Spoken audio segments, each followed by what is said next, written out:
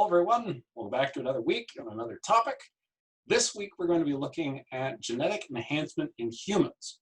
Now on this topic we've got two films, and so we're going to take a look at those in a moment, just talk about it.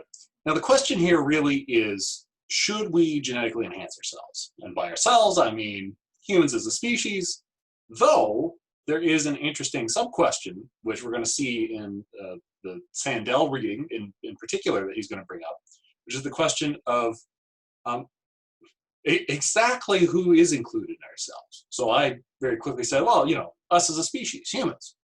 But it's unlikely, at least it seems unlikely, that everybody in our species would or would not genetically enhance themselves, assuming the technology to genetically enhance ourselves was available and generally safe, you know, widely considered safe.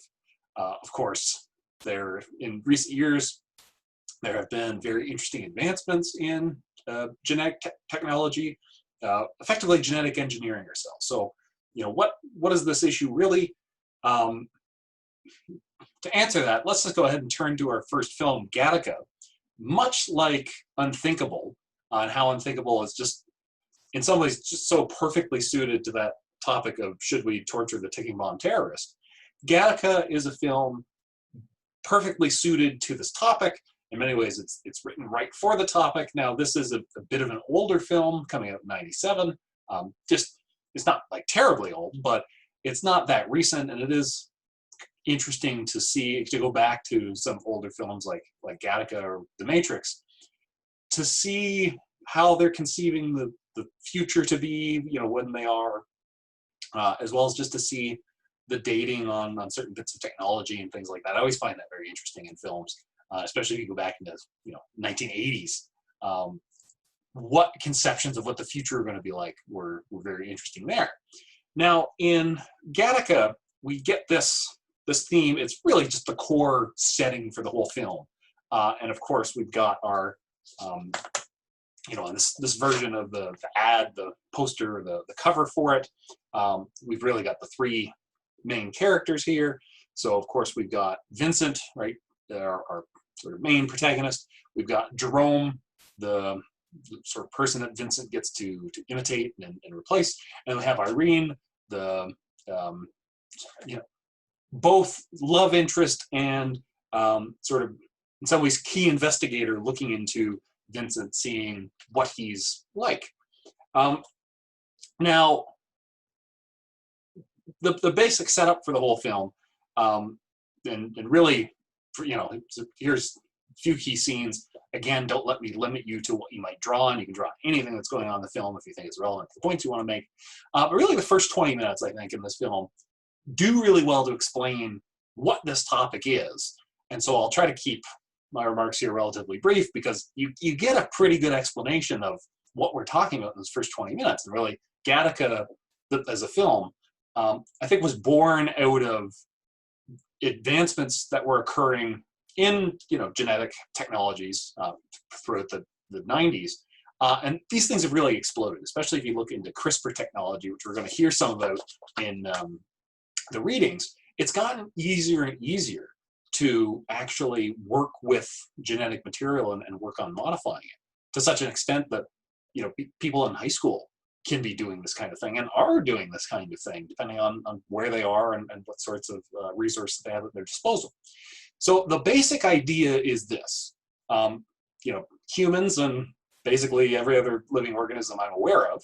Okay, also warning, I am not a geneticist. I'm not trained in biology or anything like that. So take what I say about the scientific part of it with a grain of salt, maybe a very healthy dose of salt. If you know more than me, don't call your own knowledge into question based on something I said. I'm going to try to not say anything too misleading, but certainly don't take what I say as the voice of an expert on the actual biology of the subject.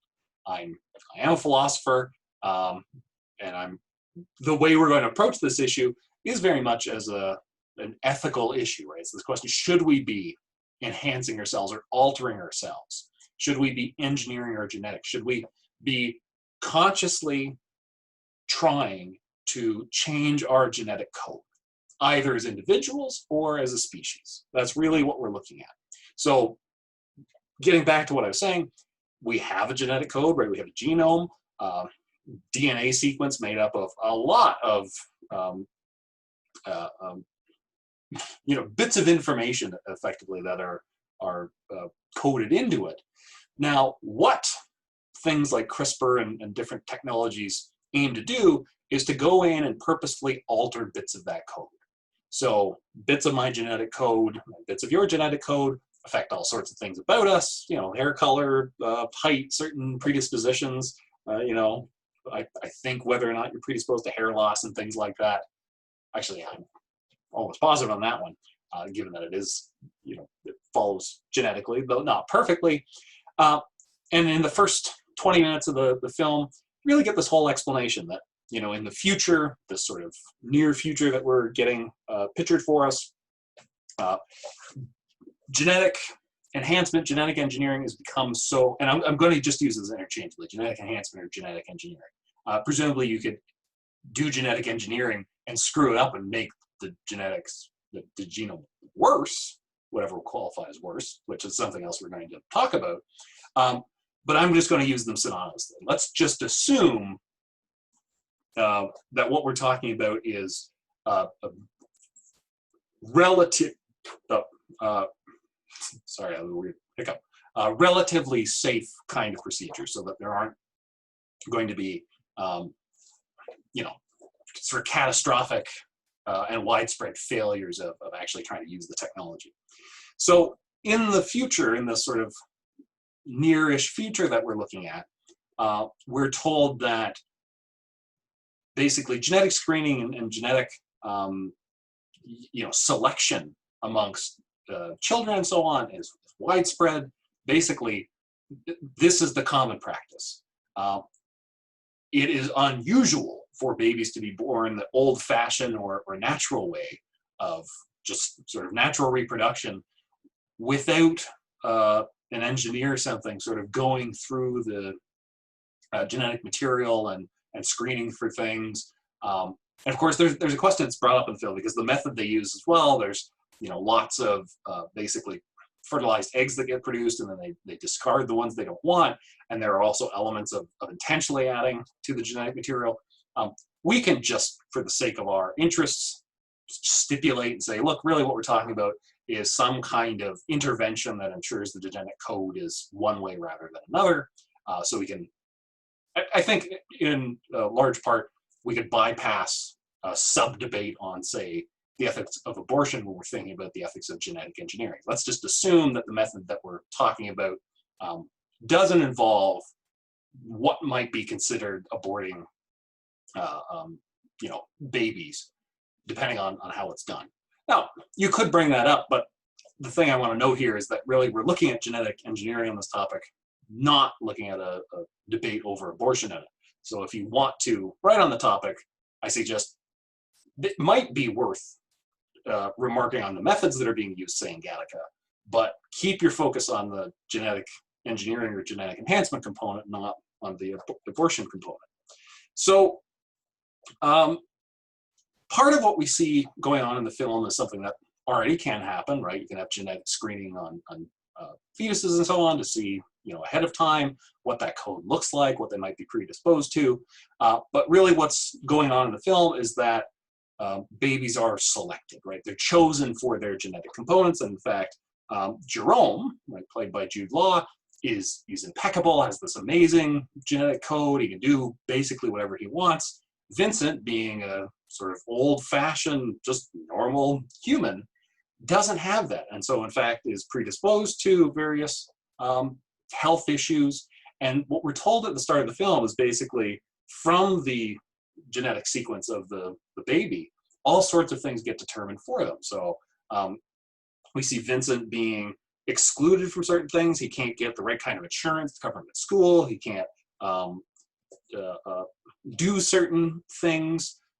We see his interview for Gattaca once he's taken on Jerome's DNA. Well, that's it. It's just checking the DNA sequence. There's no interview required, which itself seems pretty fishy. Even once we've got really sophisticated genetic technology,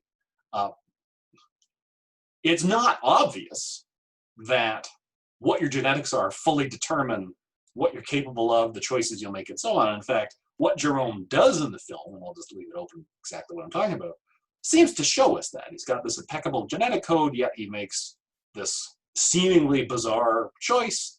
And so there is a discrepancy between what our genes are and everything else about us, right? It doesn't seem like, at least it seems highly improbable, that our DNA controls everything we do.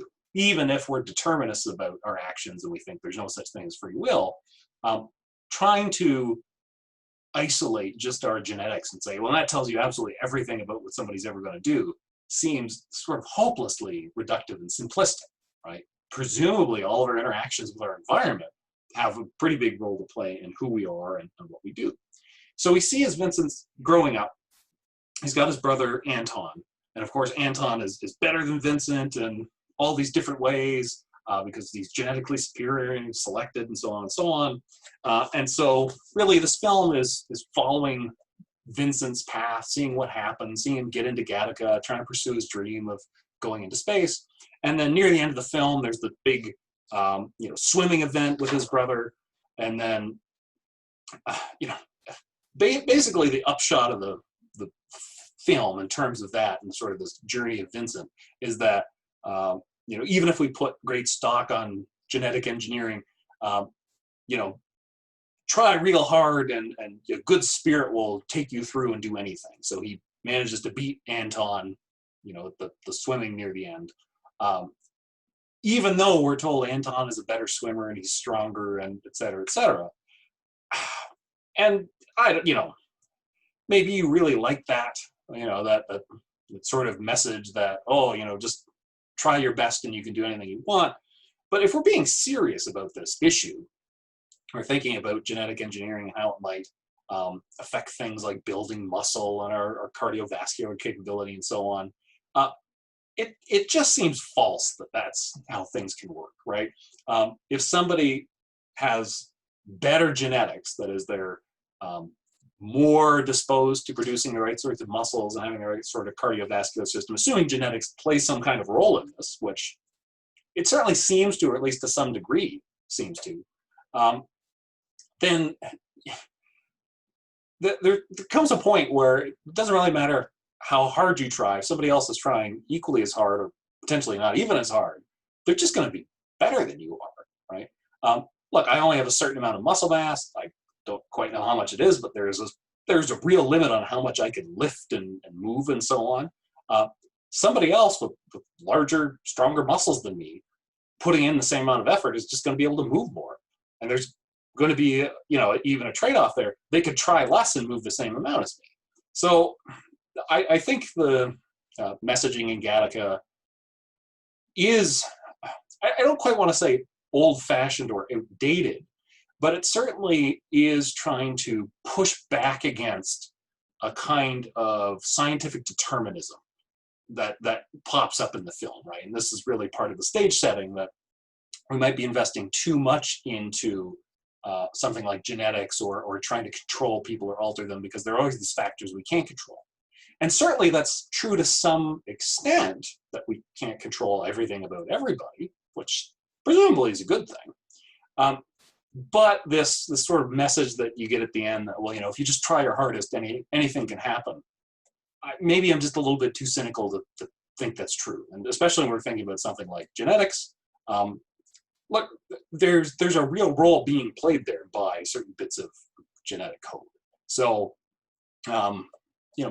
maybe I'm being a little too cynical or pessimistic or something about that ending. You push back against that as well. It seems like a good foreign topic, right? Carl's wrong. The ending to Gattaca is really great because, or something like this. Of course, making use of the course content, so on. But so this is really the whole setup, right? The whole film is around what would the future look like if genetic enhancement were common, right? What if humans generally had their DNA sequences monitored, checked? What if we were attentive to these things and didn't just let DNA sort of multiply and form naturally, right? interesting questions about what exactly that means, but presumably it'd be something like not intentionally modified by engineers in a lab or something, even though it's not like our genetic sequences and reproduction happen just completely willy-nilly, right? There seems to be choice and selection going into that process in one way, shape, or form. But there seems to be something different about having, say, techs in a lab or, intentional choice going into it about what sorts of babies are going to be born based on what kind of genetic codes they're going to have. Or, of course, we could flip that around and say, the baby's going to be born, right? It's still going to be that baby, but it might have this genetic sequence or that genetic sequence. So there are interesting identity questions there as well about what is it that makes us us? Is it just our genes? Presumably not just that. So if you had, a baby, right? If you had just a fertilized egg or something, and at a very, very early stage, there was intervention to alter parts of the genetic code, or even if that was something that happened before the fertilization process, would it be a different person or a different child than it would have been had there not been that change in the first place? That really gets us into personal identity questions, and we're going to get to that at the end of the course, so I'm going to shelve those for now. But it's worth mentioning that this is something lurking in the background as well. So really, we got these questions, what are the benefits and drawbacks of genetic enhancement? And as we're going to see, you see this in Gattaca, but we also, this is what is going to come up in the readings we have. What are the benefits? Healthier people, healthier, stronger people, right? The promise of genetic enhancement is that we can have more people living longer, healthier, happier lives than if we don't intentionally try to do things with genetics. Some of the promise of genetic engineering is that we can take great strides in conquering diseases that have been very intractable. Now here again, don't take my word on this for certain, but there are at least hopes and to some degree speculation, but to some degree also just based on science and predictions about what is going to develop in the future. But things like diseases like cancer, Alzheimer's, all sorts of conditions, multiple sclerosis, et cetera, et cetera, et cetera. Debilitating, horrible conditions that have adverse impacts on the length and quality of people's lives that we don't really know how to treat or can't treat, fully. Work in genetics and genetic engineering holds out the promise of more effective treatments, potentially even curing some of these illnesses or detecting them very, very early on, allowing for earlier and better interventions. So what are the benefits of genetic engineering? Better health, generally speaking, and presumably better health for many people leads to happier people and longer lives. We also might have stronger people, faster people, smarter people. This is something else that comes up in Gattaca. So there is this question there, if there is some kind of genetic component to things like building muscle or fitness, potentially even things like intelligence, it would be worth knowing that, and then we could potentially specifically intervene to try to make people better able to build muscle mass, less likely to develop a complicating condition that would adversely affect their ability to get healthy or improve their intelligence or learn something or whatever, right? That's what it seems like. But what are the drawbacks? Well, as we're going to see, and we see this in Gattaca, and we're going to have this come up in pieces, there is the question of having a stratified society. So in Gattaca, the people who aren't genetically engineered form a kind of underclass. They are very much second-class citizens. They don't have all the rights and privileges of the genetically engineered. There's also the question of too much control, right? Is the kind of attitude that comes along with wanting to genetically engineer everybody or most people or whoever we can. Is there a problem in that? And we're going to see in the piece by Michael Sandel exactly that sort of argument being made. So there's questions of justice here, questions of fair distribution and access, questions about what our society might look like if we start engaging this kind of process. Even if it's offered freely and people choose whether or not to genetically enhance, it might have negative repercussions that actually outweigh the potential benefits.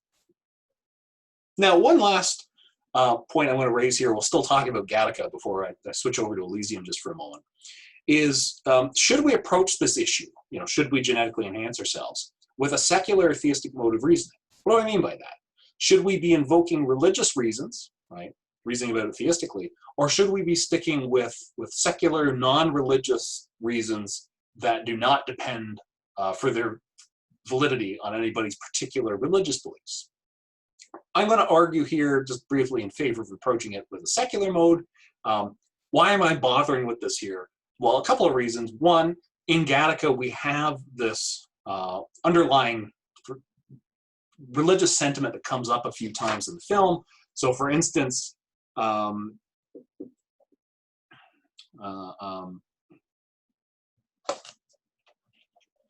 near the start of the film, when Vincent is sort of going over things and talking about his own birth, he talks about his mother putting faith in God instead of their local geneticist. And so it comes up in the film. This is also a topic where the whole notion of playing God and that it's bad to play God rears its head very quickly. It's very easy to go there and say, well, look, this is just the sort of thing that humans aren't meant to do. It's too much control, and we're somehow infringing on God's proper territory. Now, of course, to hold that kind of view requires a certain sort of religious belief. Now, I'm not here arguing that the religious belief or set of beliefs in question is actually wrong. So let's just be clear on that. I'm not trying to offer some argument here that religion's incorrect or something like that. But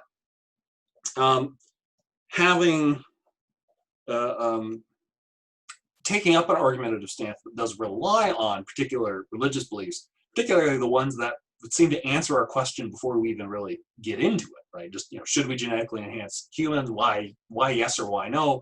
And if we just say, well, let's just assume that things like genetics are God's territory and that we shouldn't interfere on God's territory. Well, we've just assumed the conclusion that we want to get to.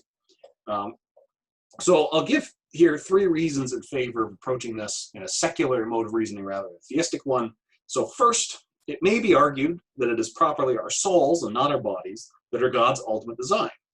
Assuming evolution to be true, human bodies have come to be what they are through a long, gradual process, and it is unclear at what point God would have started or will stop inserting souls into such bodies. So maybe it's really our souls that are God's creation and God's territory, so to speak, and not our bodies. Second, if God truly did not want human bodies to be altered, God could have made them unalterable, right? That is, God could have made genetic modification simply impossible by any human means. A case can be made that God wants us to use our mental faculties to change the world around us, which is why we have them in the first place. Some religious groups argue that humans shouldn't intervene in any natural process, such, including trying to fight diseases and illnesses and so on, because they're part of God's creation. To object to genetic modification, but not intervention in cases of disease, requires some fine points of theology to separate the two cases on the theistic view, thus taking us really too far afield from the topic at hand here, right? So with the second point, we certainly could approach this issue through a lens of theism or theology, right? Assuming we hold these sorts of religious beliefs. Should we genetically engineer ourselves or not? Should we engage in trying to fight illness or make people what we consider to be healthier and so on? Right? Those are interesting religious questions, no doubt about it. But we're not doing a class in theology, we're not doing a class in religion, so trying to get into that really takes us into territory that we don't have course materials on and time to devote to and so forth. All right, third reason. Allowing genetic modification is a public policy issue. Given reasonable pluralism, that is, disagreements on what the right view is on the good life, including domains such as religion, as well as many other things, public issues and so on. Given the fact of reasonable pluralism, that we have this set of divergent views in our society, we cannot trust theistic arguments to be compelling to a broad enough segment of citizens, and appealing to such arguments may violate a tenet of separating church and state if, of course, we endorse such a tenet or principle in our reasoning about public policy issues, which we may or may not. So there's 3 reasons, perhaps even more, for why we should approach this in a secular rather than a theistic mode of reasoning, which again is not to say that it's not fruitful or in any way, somehow waste or misguided to approach it from a theistic mode of reasoning. But I think for our purposes in the course, approaching it from that secular way is better, and it's going to be more fruitful for our engagement with each other. Okay, so we've got Gattaca, we've got this issue on the table. Should we basically alter our DNA sequences to try to make ourselves better in various sorts of ways? Now, this topic also arguably comes up in Elysium. I've got less to say about it in this case, so I really just want to note it. I also want to note, if you want to use Elysium for this topic, use it with a little bit of caution. So where does this come up in Elysium? Well, it doesn't really come up in a very explicit manner the way it does in Gattaca. But those healthcare beds, the health system they have up on Elysium, arguably, right, what's going on there is at least in part genetic engineering. So when the citizens of Elysium get into one of the beds and it scans them to make sure that they're actually a citizen and they're allowed to use the healthcare resources, there's some kind of process that goes on there. Matilda's leukemia gets cured. It's like terminal leukemia and nothing can be done on Earth, but yet she gets in the bed and boop, boop, boop, boop, boop, done, right? All there, she's healed. It can readjust bones. It can reconstitute Kruger's whole face. It does all kinds of stuff. So presumably, this is why I say be a little bit careful if you want to use Elysium. I think stipulating this is an assumption that in fact those healthcare beds are at least in part used to alter genetic code, genetic material. And that seems like a decent assumption to make, given when Elysium takes place. Presumably we're going to be much better at genetic engineering, and then having that kind of facility is going to let people live longer, healthier lives. Presumably it's going to help throughout the aging process. The people at Elysium might be very old, right? Even though they, some of the main characters that we see up on Elysium are, sort of, I'll say broadly middle-aged. They might be much older than that, right? They could be 100. It could be 150. They could be even more. There's a scene where Delacour, Jodie Foster, and then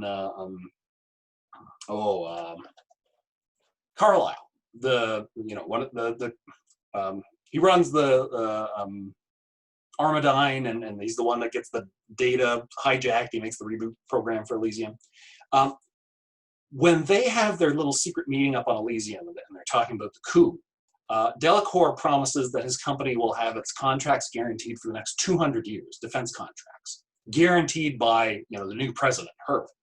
Now, it's not said explicitly there, but there again, there seems to almost be a bit of an implication when she says, it'll be guaranteed by me as the new president.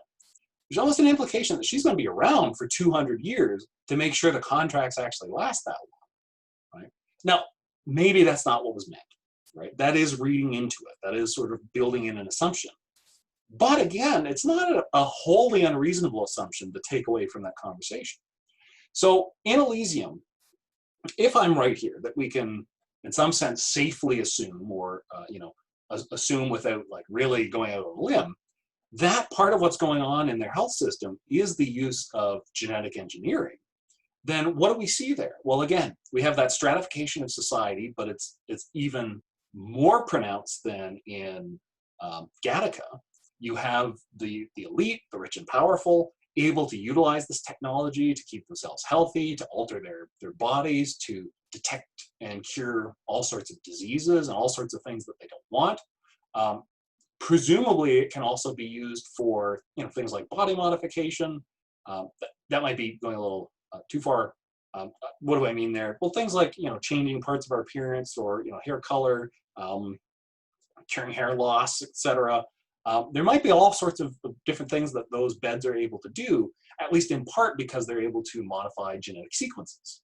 So here again, Elysium offers us the second point of comparison, something else to think about when we're thinking about genetic enhancement. And I hope as we're going through the readings, the Sandel reading as well as the second reading we have, from, what is it, Powell and Buchanan, that you can see this connection a little bit more clearly. So I definitely think Gattaca is our primary film source for this topic. If you're going to engage with it, I would strongly recommend using Gattaca as your primary film source. But I think Elysium is a good secondary source to use as well. Something that might give us some supplements, some other things to think about. So I'll go ahead and stop this here. Like I said, watching the first 20-ish minutes of Gattaca gives you a pretty nice overview of exactly what it is we're talking about. And this explanation and introduction to the topic should hit on some of those main points and just what it is going on in the two films that is relevant. So with that, I'll leave it here for today, and I'll be back tomorrow with a video lecture on Sandel's piece, The Case Against Perfection from 2004. Until then, I hope you're well. See you later.